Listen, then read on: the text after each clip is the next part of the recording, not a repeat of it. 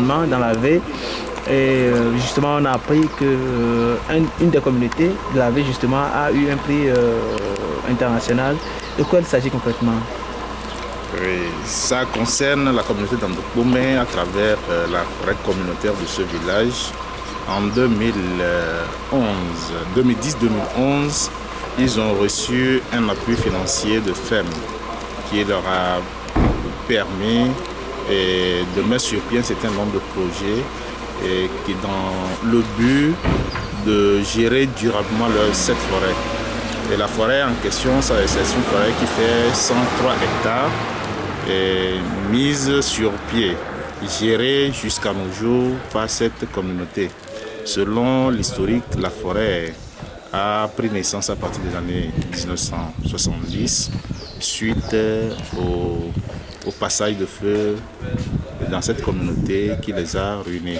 Donc la communauté a mis sur pied cette initiative dans le but de lutter contre ces invasions de feu.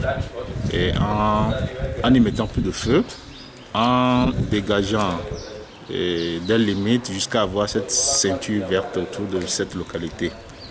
Donc en 2011, sur l'initiative de ATPH, ils ont postulé. ATPH? ATPH, c'est l'ONG qui accompagne cette communauté. Et ils ont postulé au prix Équateur. Et voilà, sur un certain nombre de dossiers, on a sélectionné 25 dossiers dans le monde entier, dont Andokpomé. Et voilà, ils ont pris le prix.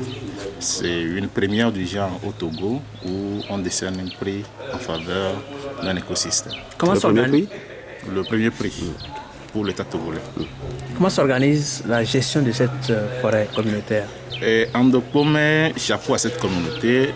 Cette communauté est très organisée en matière de cette gestion.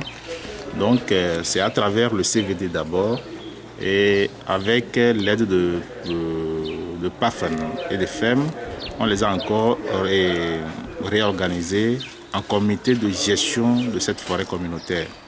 Donc, en partenariat avec l'ATPH, l'ONG en question, ces deux entités ou trois entités finalement luttent en faveur de cette forêt.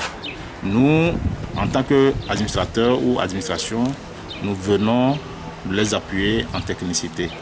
C'est là que nos actions sont aussi ressenties. Et qu'est-ce qu'on retrouve? Quelles sont les essences qu'on peut retrouver dans cette forêt? Au niveau de la forêt communautaire d'Andokpomé, une étude menée il y a de cela 2 ou 3 ans, surtout dans le cadre de l'aménagement de cette forêt, a relevé une